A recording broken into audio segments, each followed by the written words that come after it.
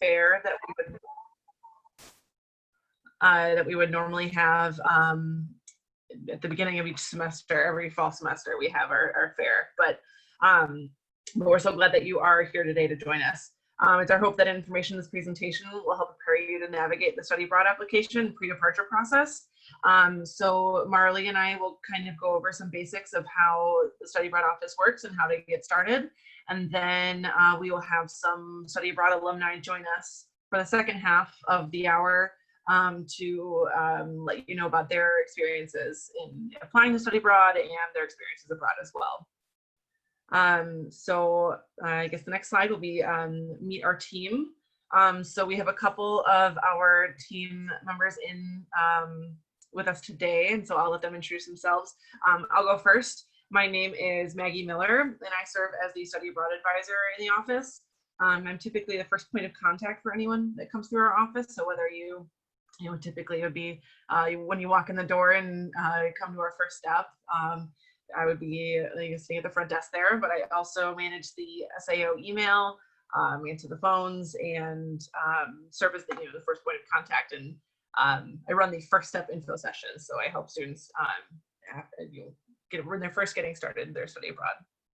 And so next, Marley, do you want to introduce yourself? Hi, I'm Marley Stein. I will be tag teaming this event with Maggie to share a little bit more about how to get started with study abroad. My main portfolio of programs I work with as an advisor are in Latin America and some parts of Europe. I also work closely with the scholarships that our office offers and also coordinate them with outside external scholarships. And then some of you may have seen me before. I do a lot of the outreach events along with my colleagues. So I am one of the leads on the outreach initiatives as well. All right, I'll do a quick introduction. Hi, everyone. My name is Kyle Rausch, and I have the pleasure of serving as the new Executive Director of the Study Abroad Office. I just arrived to UIC at the end of May. Really excited to be here. As a student myself, I studied abroad in France 3 times and did an internship in London, so safe to say I'm a strong advocate and believer in the power that study abroad can have, namely in showing you maybe some directions that you can take your academics and career that you previously never thought about, and just getting you excited to engage with the content that you're learning in a new environment. So I'm available if you ever want to talk about finding the right program. I also do advising on scholarships, and just want to thank you for being here for our first ever Study Abroad Discovery Week. And that leaves me. Hello, everyone. I am Crystal Williams, and I'm the Assistant Director for the UIC Study Abroad Office. So glad to have you all with us today. I am the exchange coordinator as well, so for students who are planning to go abroad for some of our exchange partners, I deal with all the UIC students that are going out on those programs. I also have a portfolio of programs that I advise on as well with some of our other third-party providers. So some of you all might be my students if you decide to choose any of my countries. So I hope you all enjoy the session today. And then that last leaves Irina Krimova, who is our Senior Associate Director. And she has worked in the office several years and primarily advises students interested in studying in any faculty-directed programs, as well as some programs in Africa, Asia, Middle East, and some programs in Europe as well.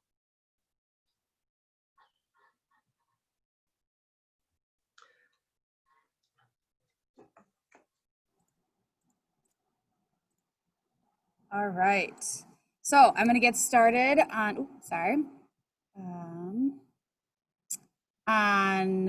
the benefits of studying abroad. So there are a number of benefits to studying abroad, and they usually fall under 3 areas: personal, professional, and academic benefits. So if you ask anyone who studied abroad about their experiences, chances are they will say it was life-changing. It's a pretty common thing that people say, but the experience that each student has is very individual. Also, as a co-curricular experience, study abroad can have a profound impact on you and those with whom you've come into contact. So think of the moments in your life where you have learned the most. Chances are these moments were a result of you trying something new, getting out of your comfort zone. So when we disrupt our daily routines and challenge ourselves, we end up growing the most. And so study abroad is an opportunity for you to disrupt your normal way of learning, your normal way of studying, and be put into a new environment in which to flourish and grow. This is sort of the basis of study abroad, and it results in a number of personal, professional, and academic benefits. It's also an opportunity to create intercultural relationships with people from all over the world. It's a way to network, not just in Chicago, but beyond Chicago as well. Some personal benefits that have been found are an increase in self-confidence, the development of intercultural competence. It's a way to enrich your life. Many students have actually cited that it gave them skills such as flexibility, patience, open-mindedness, all things that translate into other sectors of your life as well. But it is a way for students to gain those life skills as well.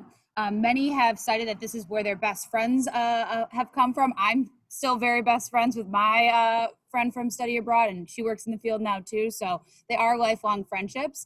Sometimes when you're at UIC and you first start off, there's a lot of different opportunities, and it's hard to sort of just decide which one is the one for you. So sometimes study abroad is a way to provide direction or clarity as to what your goals might be. It gives you the space where you have less responsibility, and you can actually explore what it is that you are interested in long term in terms of your goals. It's also a way, if you're not sure what your major is, to try out a couple of different disciplines and see which one would make the most sense for you while earning UIC credit. Some professional benefits is the development of transferable/soft skills such as leadership, communication, comfort with ambiguity. This is one that employers consistently cite as an important component.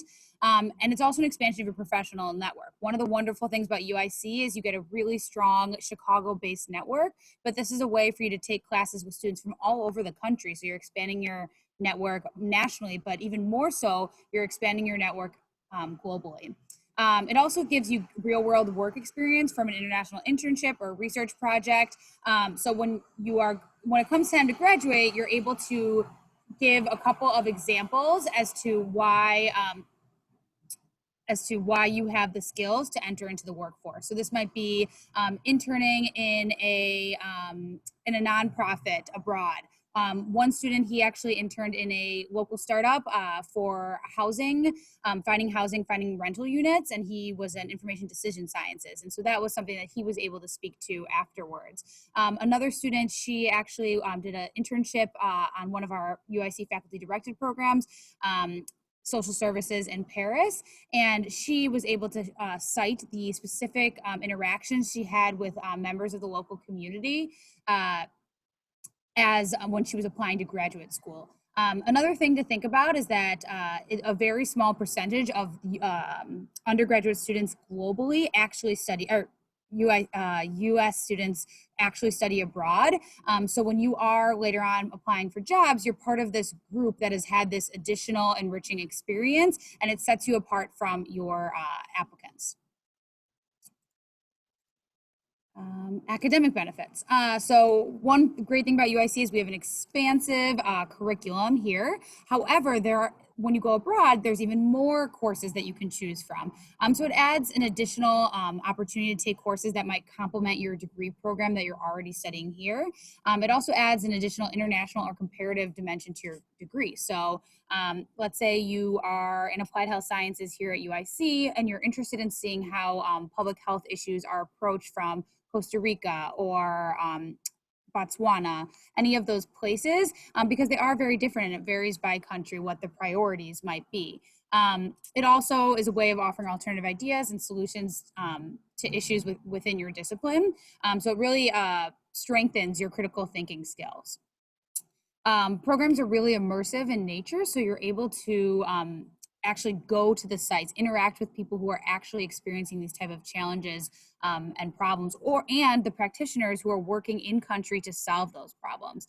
So it does assist with your understanding of more complex topics and issues because you are experiencing firsthand what that might be. On more of the humanities side, if you're studying art history and the opportunity to actually go to some of these world famous museums and see those works of art in person really does enhance your understanding of the curriculum.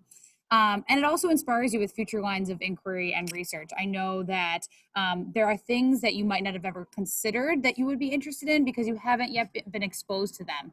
So that's one of the great academic benefits, is that you're able to drill down within a discipline, or the other alternative is to get a more broader view of everything within that discipline. So I think that it gives you an opportunity to explore your interests.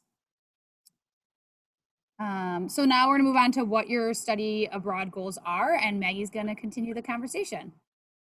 Yeah, so figuring out your study abroad goals is a big decision, and something you should take a lot of time reflecting on before you actually leave to study abroad.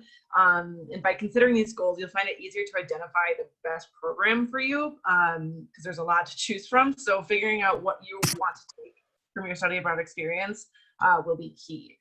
So some of the questions that you might want to ask yourself before you go abroad are, would you like to focus on a new area of study during your program, or is it more important that you find classes that pertain to your major or minor? Do you want to take classes in English with your fellow American college students, or would you prefer a more immersive experience where you're taking classes with local students? Are you interested in an internship, research, or service learning opportunity as part of your program? Do you have a specific culture, region, or country of interest? Would you prefer traveling, a traveling program with multiple destinations? Would you prefer to live in a major metropolitan area or a rural area? And then finally, is learning a language, another language, important to you? So obviously this is not a complete list of all the questions that you should have in mind before you pick your program. But if you are struggling to find or if you don't know where to start with picking a program, these are some great questions to start thinking about.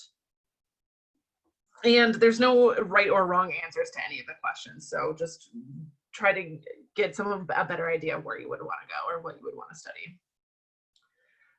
So speaking of the different types of programs, there are three main types of programs. To make sure that there is a program out there for any UIC student, the Study Abroad Office has a portfolio of several different types of programs in over 80 locations worldwide. So the three different types are faculty directed, partnership, and exchange. And we'll go a little bit more into depth of what that means. So the first is faculty directed programs. These programs are created by UIC faculty members, and UIC students will travel alongside other UIC students. We're continuously working with different faculty members across campus, so these programs do change year to year. There are two main types of faculty directed programs. There's standalone programs that occur during the summer, and then embedded programs that occur during an academic break, like spring break or winter break. Summer programs are about 4 to 6 weeks long, and you can typically get 3 to 6 credits.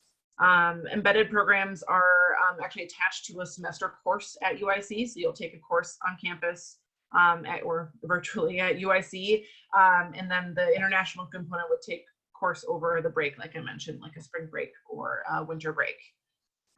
So the next type is a partnership program. So we have partnered with several organizations and universities throughout the world that offer a wide range of courses.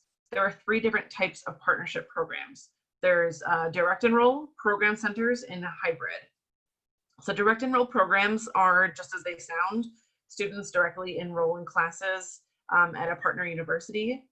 And these programs are a little bit more immersive, and they allow students to join the international and local student population in their classes. Direct enroll programs offer a wide array of courses and are great options for more independent students.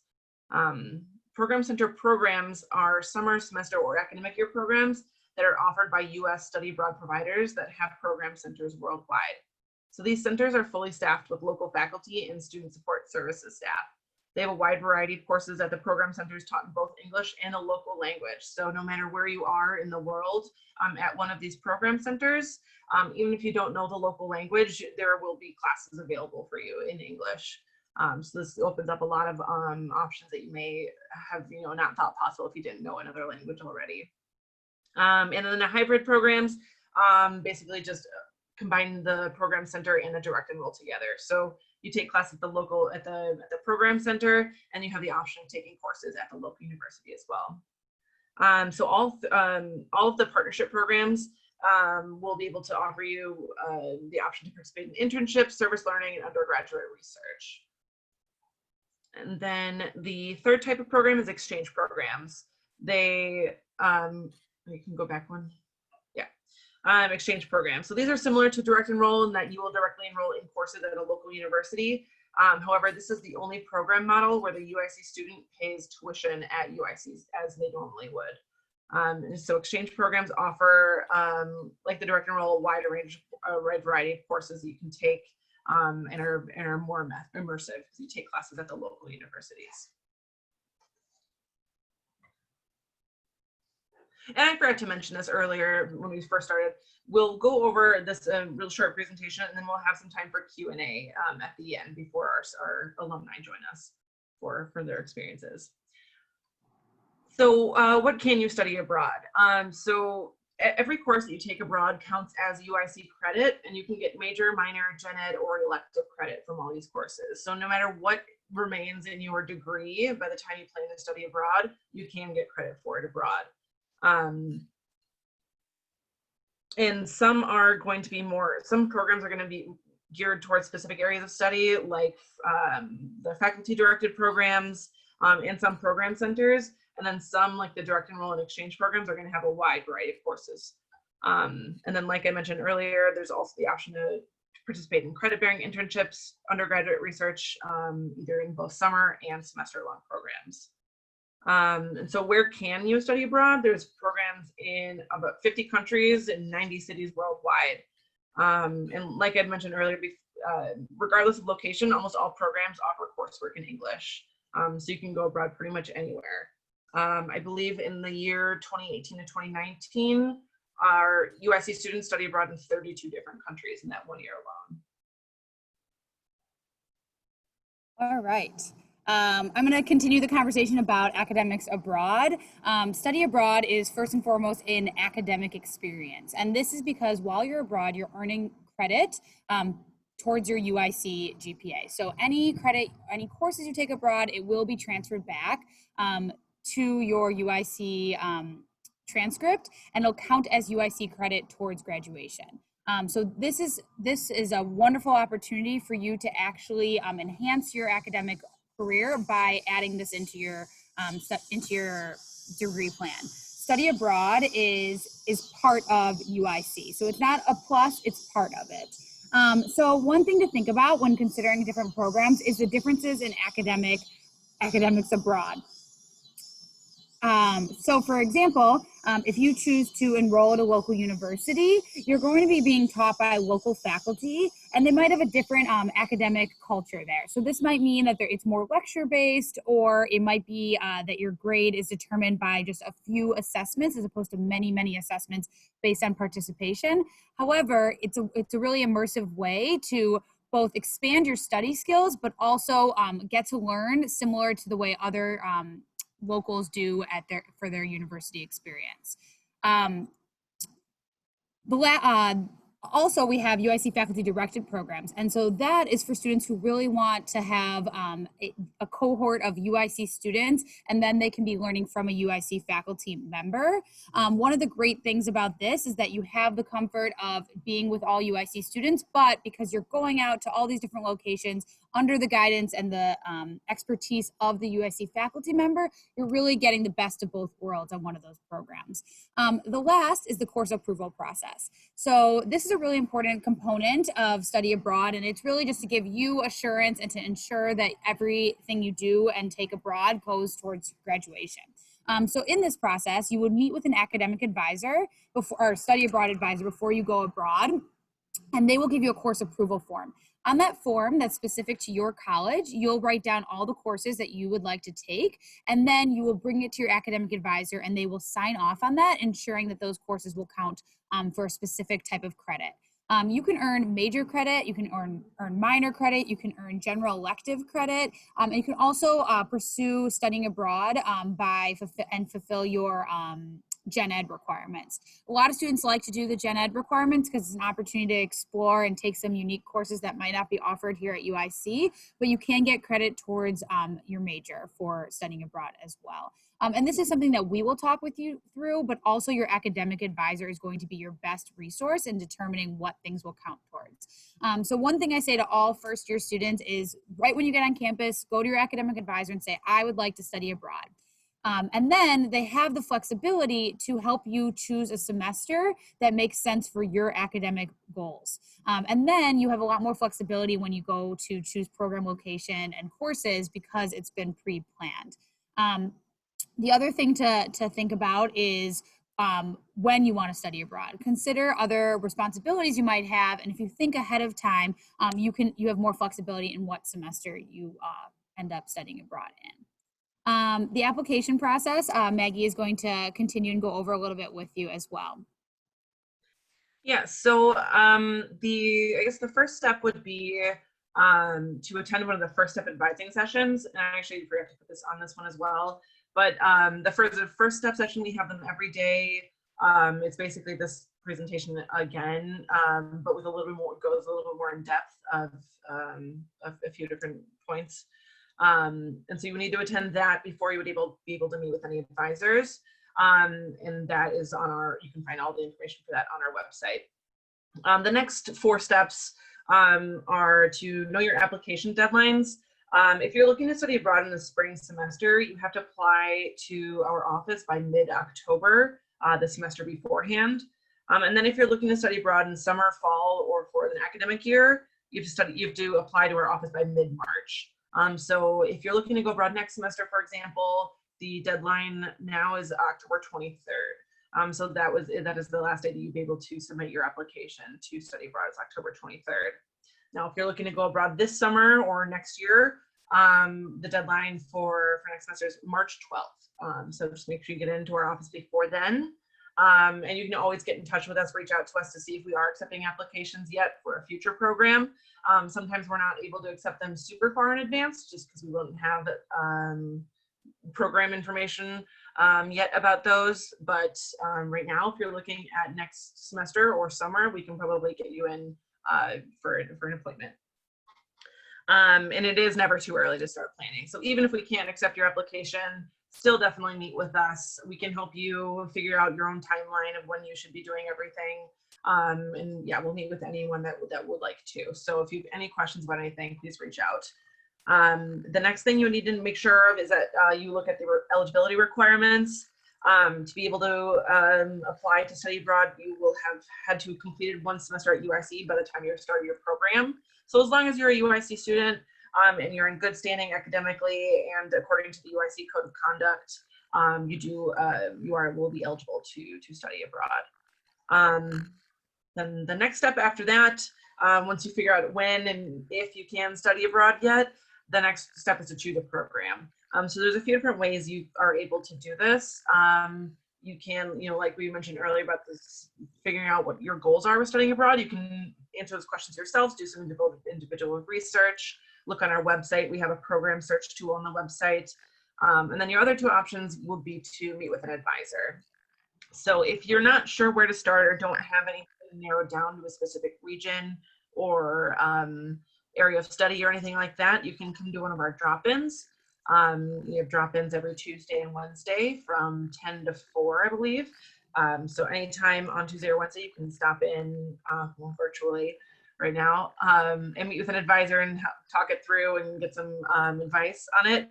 Otherwise, if you do have it narrowed down a little bit more to a specific region, country, or type of program, you can schedule an appointment with an advisor. So schedule a consultation appointment. You can get a little bit more in-depth information about specific programs to help you narrow down and finally pick your one program. So then once you've selected your program, the next step would be to turn in your application. So this is a program advising appointment. So during this appointment, you bring in your application, you have chosen a specific program, and then you and your study abroad advisor will go over the scholarship options. You'll create a budget. You'll discuss any visa or immigration requirements if it's needed. And then you would get information about how to start the course approval process. So for the classes that you'll take abroad.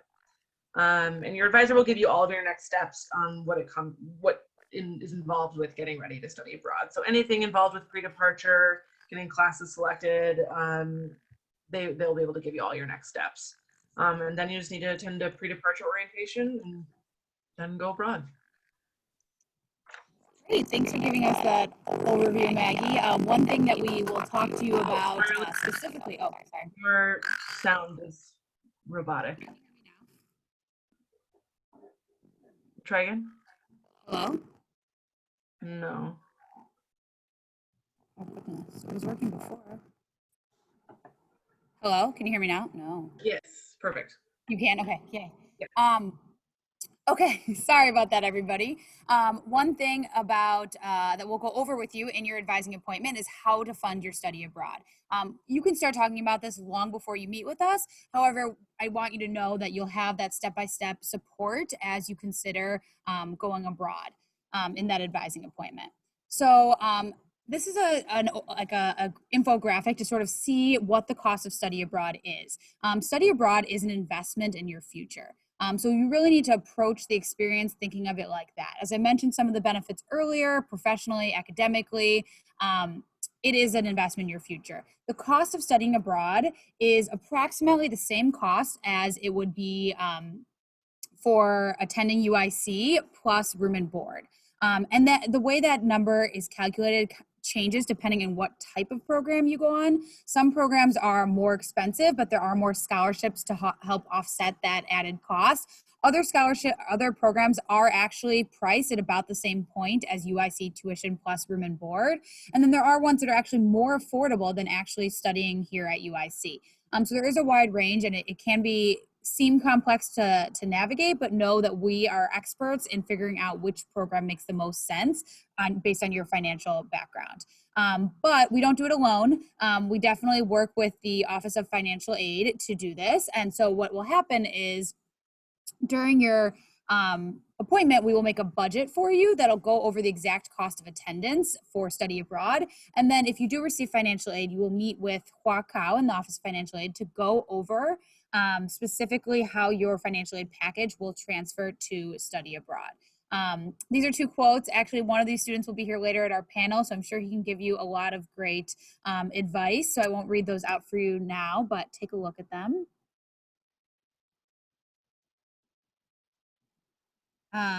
So financial aid travels with you abroad. So any money you receive to attend UIC actually goes with you abroad. There are some exceptions to this, but for the most part, semester programs, the majority, almost all of your financial aid will travel with you. There is, if you receive the veteran waiver or the honors college waiver, there are some exceptions to that. So just let us know and we'll tell you what might be a better fit for you.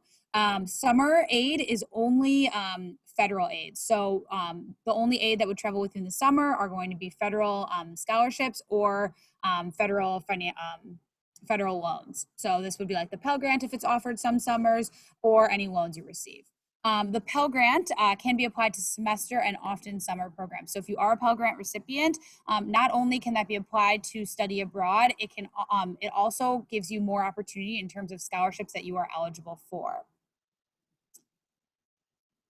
So there are some additional funding options, scholarships, community-based funding, and automatic discounts. So as I mentioned in this slide here, the programs are all financed slightly different. However, because we are a public state institution and many of our partners give automatic discounts. So this means it's not a scholarship simply for going on one of their programs. It's an automatic discount of anywhere from $1,000 to $3,000. And then on top of that, you have the opportunity to apply for scholarships. They come from a variety of location scholarships. So some of those are going to be UIC based scholarships through your college, your department, through our office. Some of those are going to be national scholarships. For example, the Gilman International Scholarship and the Gilman McCain. Those are for Pell recipients, and they're national scholarships. We have a couple of our alumni actually who've received those, helping at the panel in just a few moments. And yes, it's national and it's competitive, but UIC students consistently receive these scholarships every year. So we have anywhere from 3 to 15 students a semester who receive this scholarship. The other one is the Fund for Education Abroad. This has a really early deadline in the cycle. So the sooner you plan for study abroad, the more opportunities you have to potentially receive the Fund for Education Abroad. And I'm happy to say we have another one of our panelists here who received that, and she can tell you a little bit more about that. Community-based funding is really just doing outreach to your networks, understanding where funding opportunities can come from, and we can brainstorm ideas specifically for different students, but one student was a Chicago scholar and she reached out to them to see if there was additional scholarships in that area. Other students have started GoFundMe pages or Kickstarters to try to supplement their cost of studying abroad. So there are a number of creative solutions to studying abroad. One thing I will say about the scholarships is it is an additional, most of them are an additional application, but most of the ones for UIC based are in UIC SNAP. And for those of you that are new to UIC, this is the database that houses most of the UIC based scholarships. So they'll notify you if there is any changes to that scholarship directly. So I highly recommend making a profile, because if you are eligible for any scholarships in there, they'll notify you as well. So yes, I went through, these are the 4 types: automatic discounts, the UIC scholarships, and UIC SNAP. Partner scholarships, those are once you select a program, you can apply directly to them for their pool of funding. And then lastly, the scholarship are national scholarships, which I talked about as well. We also have specific UIC partner scholarships where you can apply, and it's just the UIC students who are going on that specific program. So it increases your chances significantly. So to find out all this information, because I know there's a long list of them, if you want to start preliminary looking, you would just go to our website at studyabroad.uic.edu/scholarships. But again, this is something we discuss on a one-on-one basis in our advising appointments. So I'm going to wrap this up here and get to the moment you've all been waiting for, is to actually talk to our alumni who have great perspectives, and they can give you a firsthand account of what it's like to study abroad as a UIC student. So if you have any questions, please get in touch. sao@uic.edu is our email. Our website, we are actually in the process of redoing our website, so it's going to be even more user-friendly, and you'll be able to get all of our information there: program search, scholarship information, tips for budgeting while abroad, you name it, it'll be on there. And then at UIC Abroad, I think is actually one of the best resources for finding out events that are coming up and hearing testimonials from students who have studied abroad before. So any event that's going on, we're going to post it there. Any international or global event going on, we will put that there. Right now, we're all working virtually, but we are as accessible as always. We all have Calendly, which is our digital scheduling system, and you can find that on our First Steps page at the moment. But there will be somebody in the office each day, so if you call that number, somebody will be able to answer and help get you to the right location. So I know we're coming up a little bit tight on time. I know we're going to have some questions and answers, but I'm going to push those to the end of this presentation because I want to give our alumni a chance to speak. So I think I saw Sarah, Zuriel, Janelle, and Jasmine on the call. So if you guys could turn your videos on, that would be great. And we'll start the panel.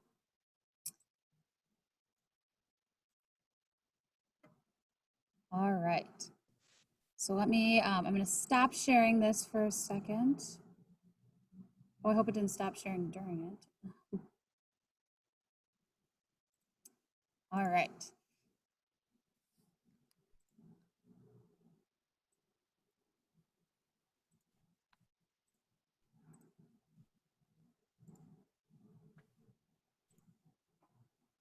Okay, so if you could please introduce yourself and share your major, where you studied abroad, and the program you participated in, that would be great. I see Zuriel, so if you would just start first and then we'll work our way to the left. I see Jasmine and Sarah as well. Sure, yeah. Hi, Marley. Thank you. Yeah, I'm Zuriel. I also go by Z, whichever is easiest. I studied abroad twice. And, my first study abroad opportunity was in Shanghai, China. Well, my majors are in management and minors in analytics and Chinese. So I studied abroad / interned in China last summer, summer 2019 with a program called IES, Shanghai Summer Internship. So that's where I was able to get a credit for my Chinese minor and get professional experience in Shanghai with a small supply chain company out there. And then this past spring semester, I studied abroad with CIE Open Campus. So it's like a program where you can do 6 weeks in 3 different countries, or depending how it's very customizable. I was called back like 2/3 of the way through the program due to the current situation, but I was able to get 6 weeks in Sydney and 4 weeks in Brazil, and I was supposed to get another 6 weeks in Madrid. But yeah, I mean, looking forward to sharing all of my experiences and tips with everyone. Yes. So next, Sarah Wu, would you share a little bit about your experiences? Yeah, sure. So my name is Sarah. I'm an econ and public policy major, double minor in Spanish and international studies. I studied abroad in Salerno, Italy. So I did the faculty-led program my summer after my freshman year. It was awesome, epic. And then this past spring, I studied abroad in Sevilla, Spain with CEA. Great. Jasmine Juarez? Yeah, so my name is Yasmin, and my first time studying abroad was also in Shanghai. Fall of 2018 and spring of 2019, I studied abroad in Shanghai through CIEE. And then the following summer 2019, I studied abroad in Berlin, Germany, also through CIEE.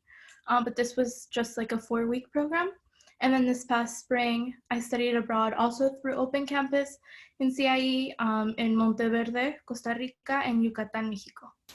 Oh, sorry. And my major is Latin American Latino Studies and minors in Chinese International Studies and Global Asian Studies. Wonderful.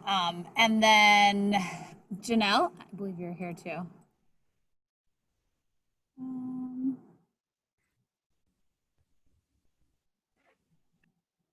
Okay. I don't see Janelle on the call, so we'll just move on to our next question. So Zuriel, what do you feel were some of the personal, professional, or academic benefits to studying abroad for you personally? All right, yeah. Personally, I mean, I definitely enriched my perception of like global cultures. I mean, definitely I was able to lock in some flights, some of those long haul flights, which are something that's usually best to do when you're young instead of older. But overall, I mean, in high school, I was also part of a exchange program in which with students in Beijing. So I was able to meet some when I was in Shanghai.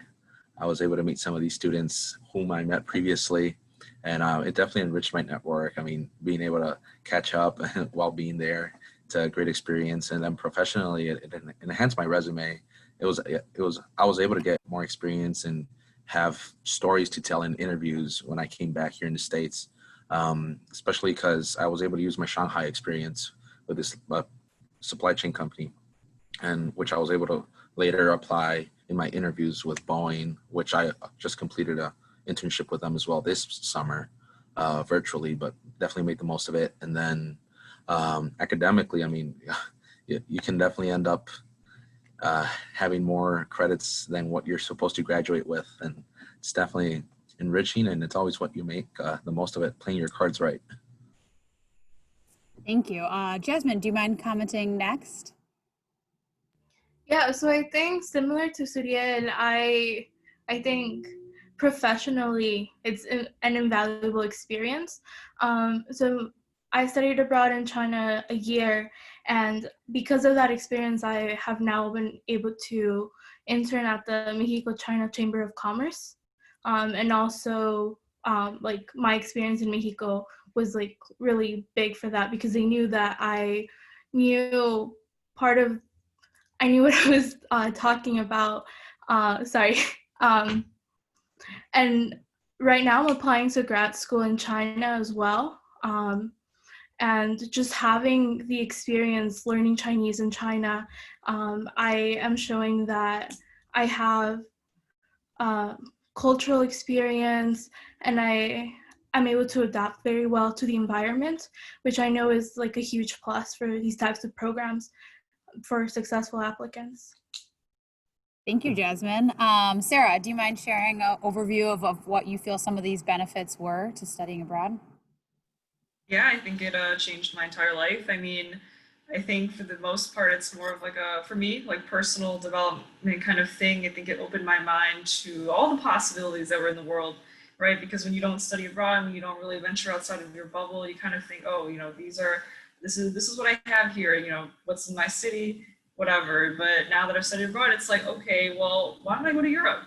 Why don't I go, somewhere else? The whole world is at my disposal. It's not just, the cities where I need to stay. It's like the whole world has opened up to me. And sorry, I'm right outside of a train at the moment. And I think that lends itself into other areas too, because you become more competent, you become more culturally aware, you're just more worldly.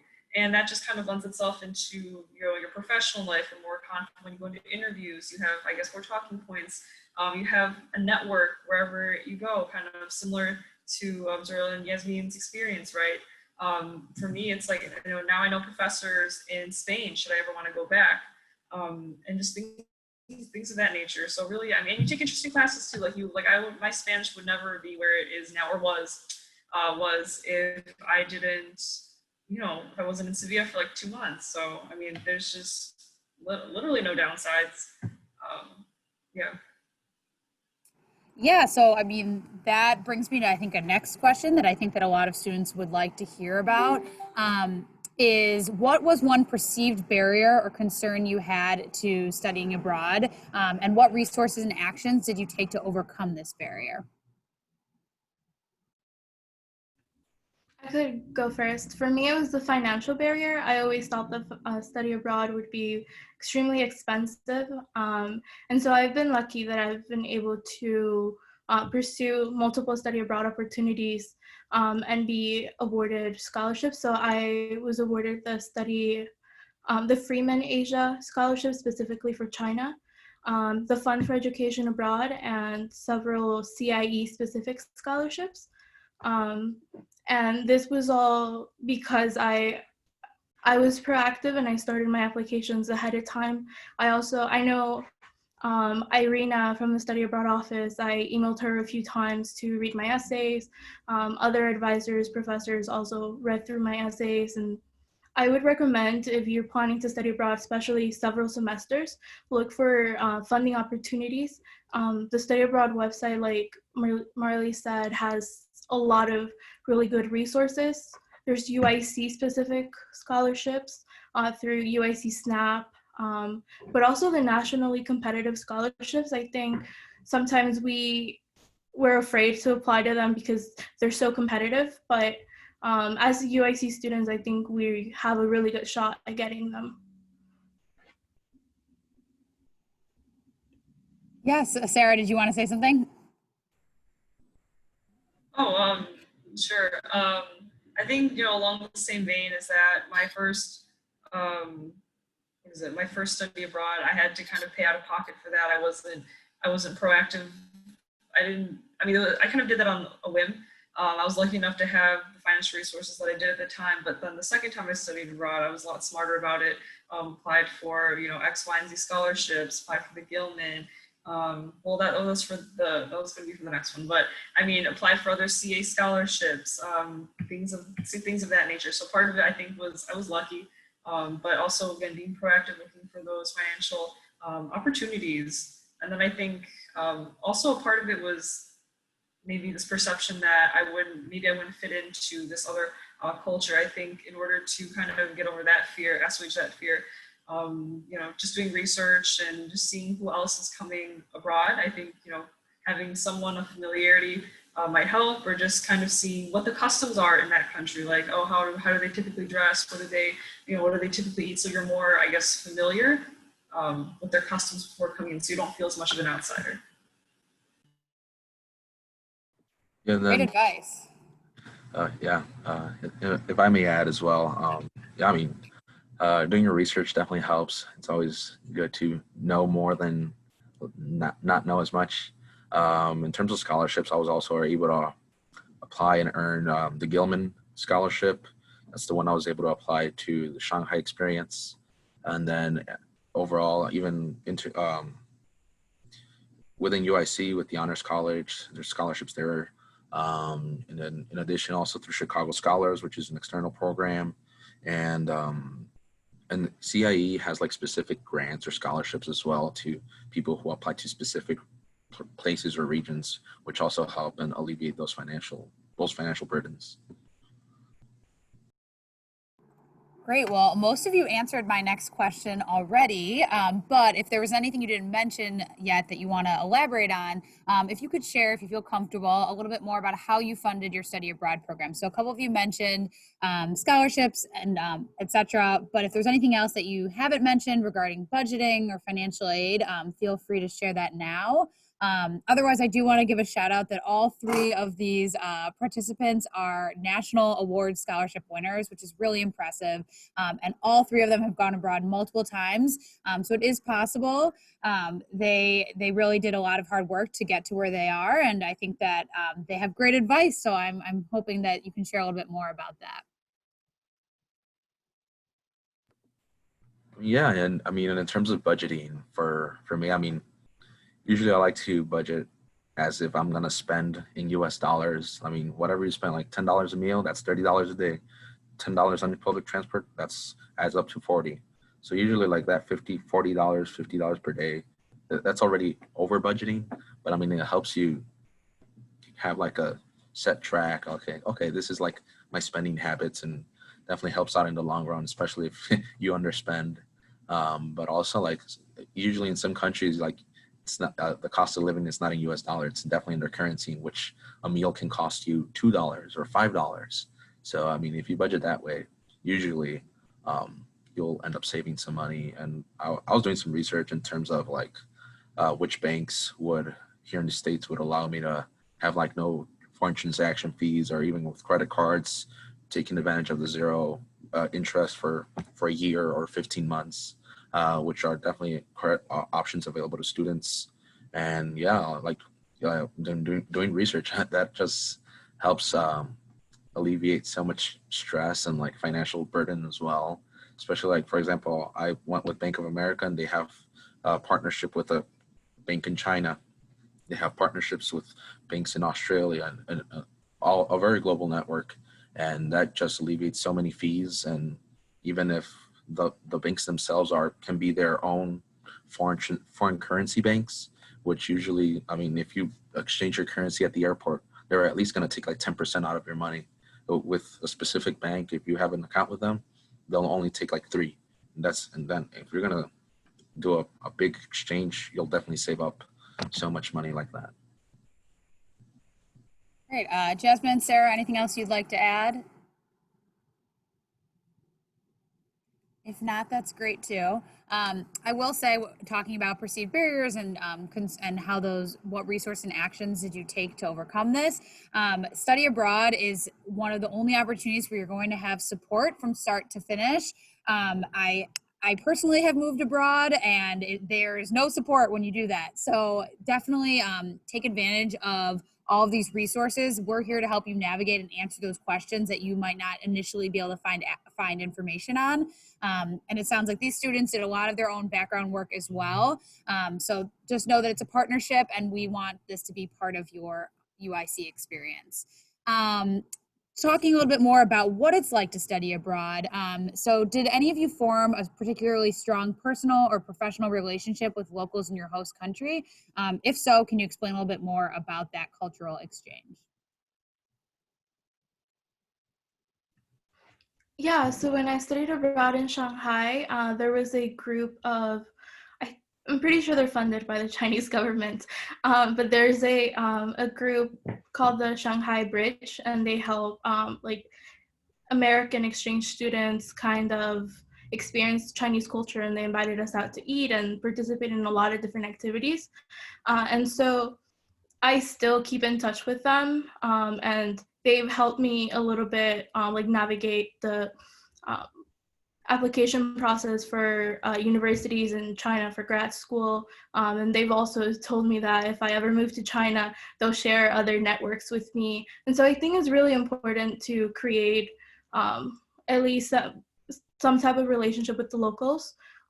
It could help you a lot in the future, especially if you want to move there, or if you're just interested in the culture and want to learn more about it, and just the conversations you could have with them, because they're so enlightening, and they give you perspectives that you wouldn't have otherwise known, especially like in your courses.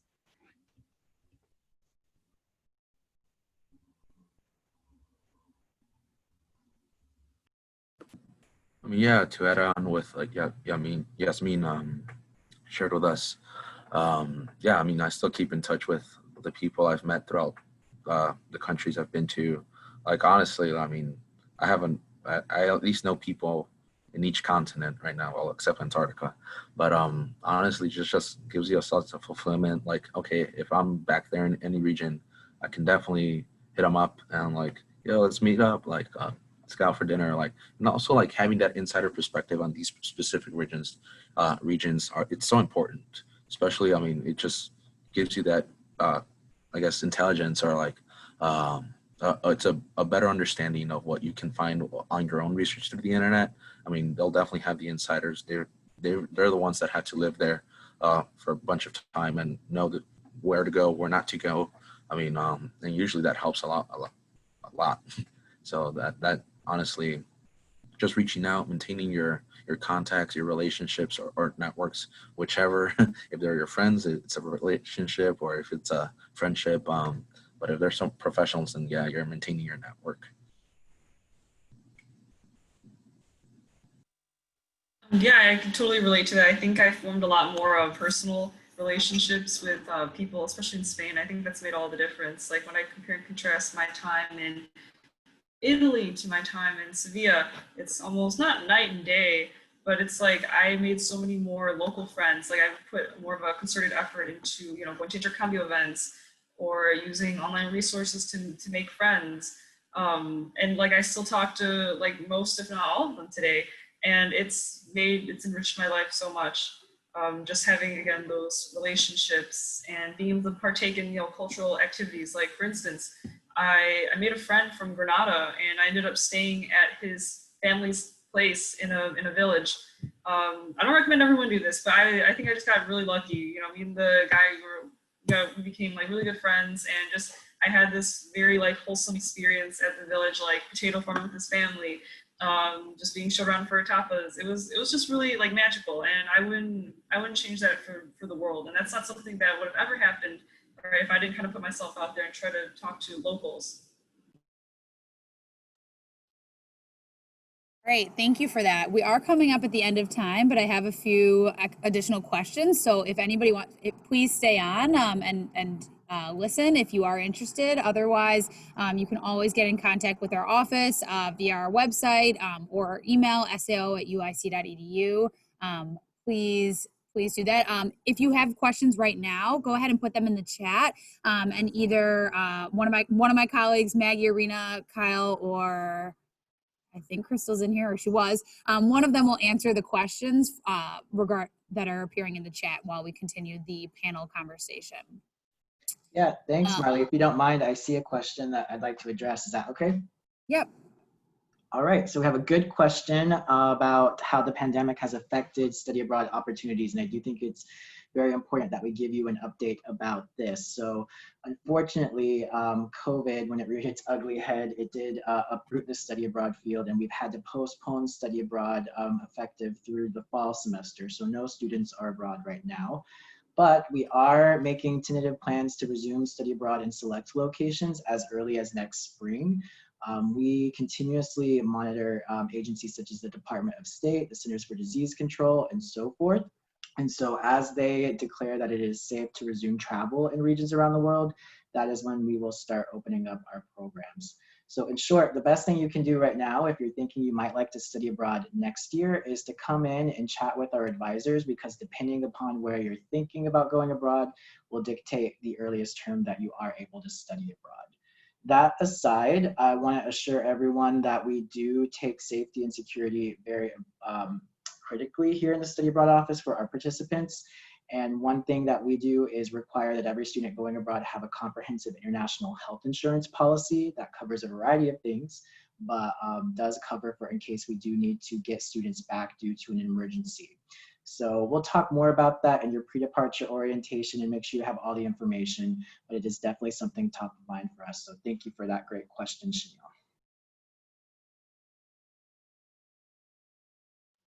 All right, I'm gonna ask a few more. I really want our participants who joined us today to learn more about what the experience is abroad. There are a lot of logistics and things to consider every step of the way, but just know that we are here to guide you through all those steps. The first, or one of the last questions, I was curious if you would provide some advice to students. What advice would you give students considering studying abroad? Should they do it? Should they not? What should they think about?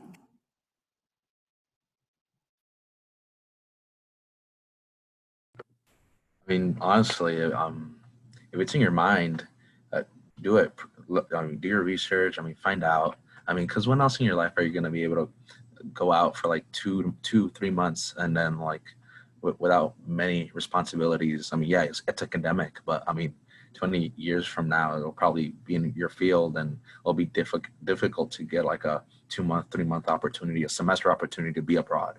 So unless you relocate, right? But honestly, if it's in your mind, find out, just ask questions, be curious, because it's definitely an opportunity that, I mean, 20 years from now, you're going to look back upon and like, wow, can't believe I did that. And I mean, honestly, it's very fulfilling, and there's just no better feeling of accomplishment than doing something like that as well. I would say, obviously, yeah, definitely do it. But then second piece of advice would be to plan it out, especially if you're just like a freshman or a sophomore, like really plan out like what courses you want to take, look at different programs. I think like my first few times, especially, I didn't really plan it out. I just knew I wanted to go to China, and then I went. And I was a sophomore, so I was able to take any courses.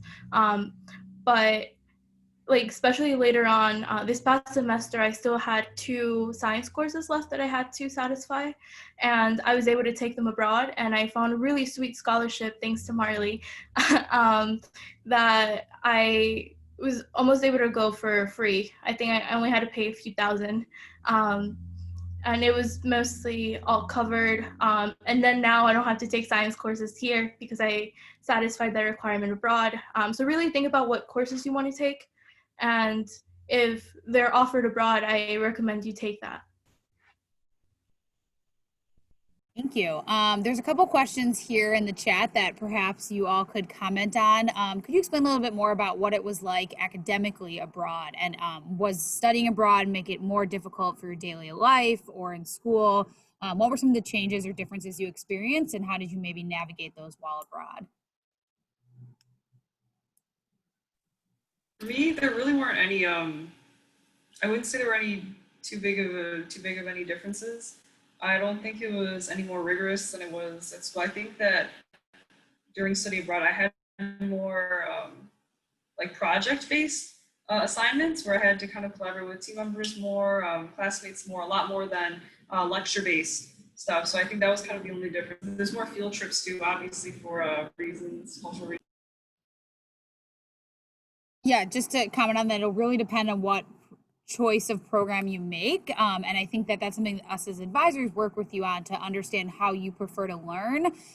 While it's great to challenge yourself in a new academic culture, you really want to be cognizant of how you best learn. And that's something that you have various options, as Maggie went over the program types. And Sarah, I appreciate you sharing what yours was like. The program center and faculty directed programs tend to be more similar to what you're used to here at UIC, whereas the local universities, when you enroll, it's a lot more independent of a program. I don't know, Jasmine, you could probably talk a bit about having done both types, what that was like.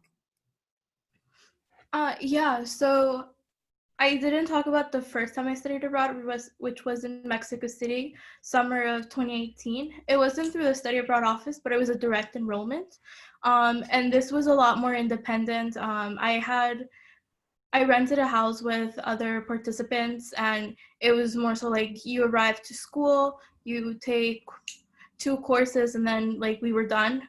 We had like the rest of the day for free. Like everyone lived off campus, and it was like really different than when I studied abroad in Shanghai, where it was all on campus and the day ran from 10 a.m. up to like 4:30. So really it was like most of the day we were at school, but we had Friday off and the weekend off, but like everyone lived on campus or in a nearby homestay. So really, I think, oh, and it also depends if you live on campus or in a homestay. If you live on campus, you're gonna have a bigger community of international students or even just like American students studying abroad.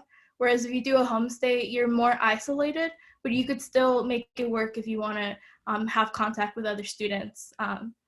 And so it all depends based on what program you choose. Yeah, someone put another question. I know that we touched upon the academics, but someone put another question about the social life. Was it scary if there were no other UIC students studying abroad? And how did you go about making friends and adjusting? This is another example of how it depends on the type of program you choose. So if you do a UIC faculty directed program, you're in a cohort, all UIC students. So having, going to a big school, it's a great way to sort of make the school a little bit smaller and meet people in areas that are studying in areas that you aren't. Or if you do one of our program center models, you're also with a cohort of all US students, but you are, they're from all over the country. So it is a high possibility that no other UIC students will be on your specific program. And I don't know if that was the case with the four of you, but that is common. If you do one of the direct enroll or an exchange program, you are very independently on your own, but you're more embedded in the international community. And in different areas of the world, they have different outreach things and clubs and organizations for the international community that is studying abroad at the given location. Because we aren't the only ones going abroad. Every other country is traveling and studying abroad as well too. So that's another common thing that you can share with others. Does anybody want to comment on that?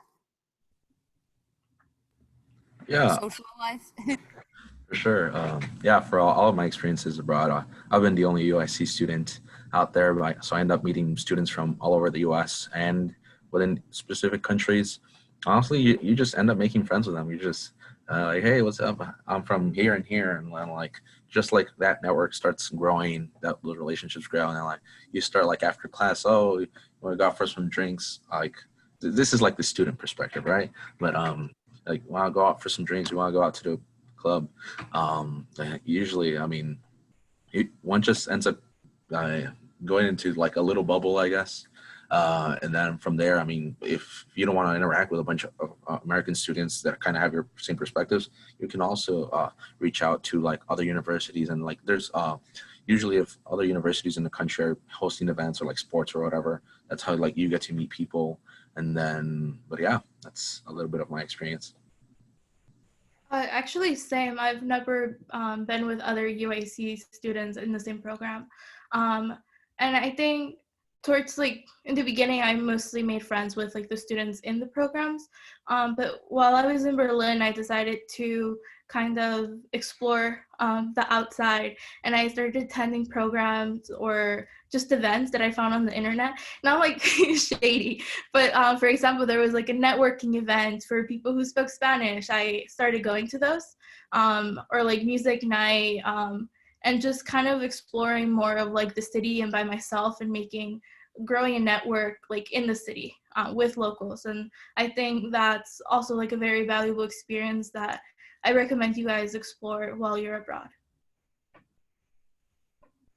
I had almost a similar experience. I did travel with the UIC cohort in Italy, and that was really good. But I think it also kind of limited my experience with the outside with like actual Italian people, because I felt like I don't know, I already had my group of friends, right? Like I don't really need to kind of go outside the box there. But for Spain, I think I made like a concerted effort to.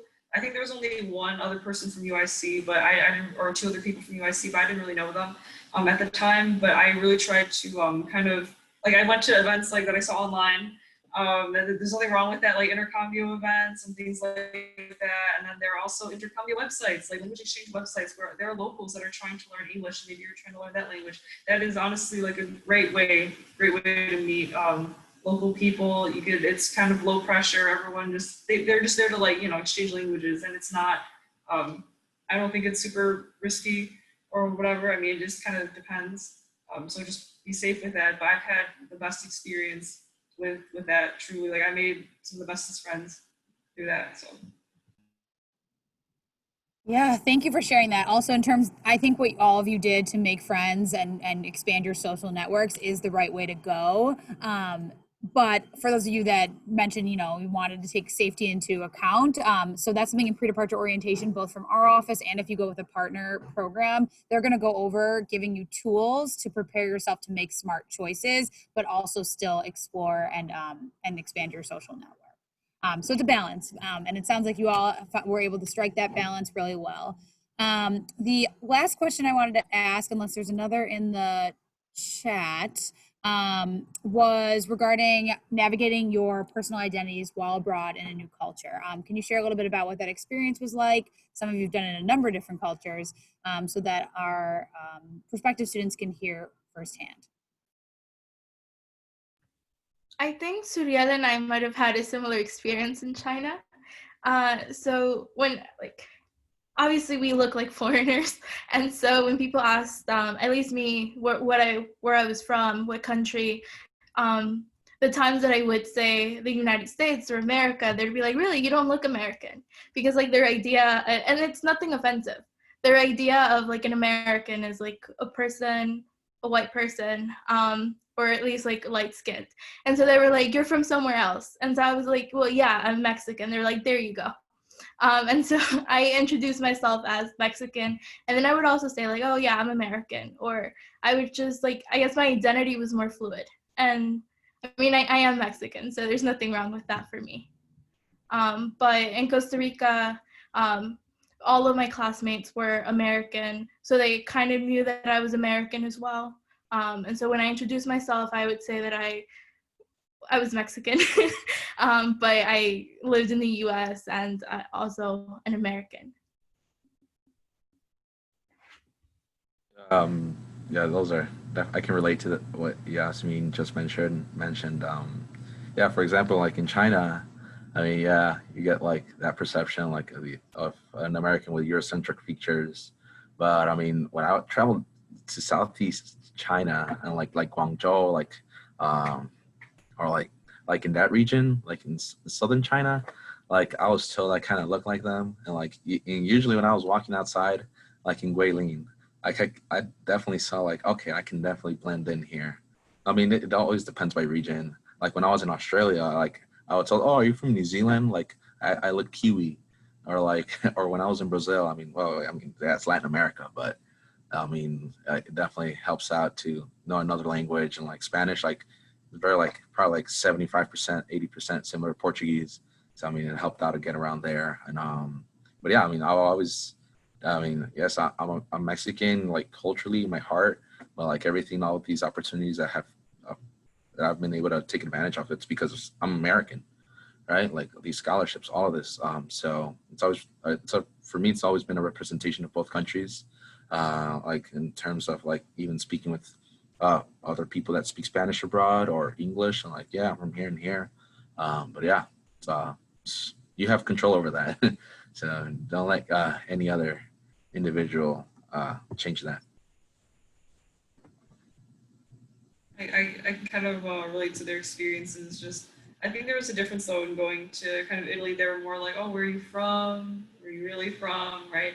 And then, but in Spain, it wasn't really like that. And I think because in Sevilla, there were a lot of like Asians coming in anyway. So I think there were like Asian tourists and things like that. So I think they were just super used to it. So I never really got that question. And when I went to the village too, like I thought that they would be more curious about, I guess, my ethnicity, right? But it just never happened for some reason. I thought that was like really nice. Like it didn't seem like they cared too much about where I came from. So it wasn't, I don't know, it wasn't tue much of a difficulty. I usually just introduce myself as, oh, I'm from America, I'm from I'm American, and I never really had to explain myself further, which I think is nice.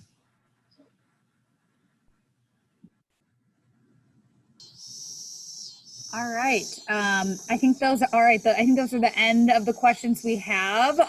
But the SAO staff will be here for the next few minutes. If you have any questions for us, feel free to keep asking them. We're here to share information. I do just want to let you all know that later this week we have more events, and they all have a specific focus. Maggie and I wish we could have covered a whole lot more than we did, and we tried to give you the preliminary touch on different topics. But our colleagues will be doing deep dives in a number of different areas throughout the week. So Tuesday, we're going to have funding, more information about that. Wednesday, we're going to have interning, research, and service learning abroad. I highly recommend attending that one because we will have guests from other career services offices on campus as well. Thursday, where in the world will you study? Find the program that is right for you. So Arena will give you the tips and tools for goal setting and getting started to think about what program makes the most sense for you and using our searchable database, everything like that. And then Friday is a really great opportunity because we're going to have, I believe, 15 of our partners hosting Zoom rooms on our website. So you can jump into any of the programs or locations that you're interested in learning more about, and they will give you more information. They'll be able to show you pictures and testimonials and a lot of that, give you examples of internships abroad, and a lot of that information that we don't necessarily have time for today. If you're at the fair, the virtual fair, we will be available as well throughout that time to answer any questions you might have. So that's that, I believe. Any other questions? And I was just gonna say, if anyone needs to leave and ask me questions later, like Marley said earlier, email the SAO email address, sao@uic.edu, and we can answer anything on a case-by-case basis as well.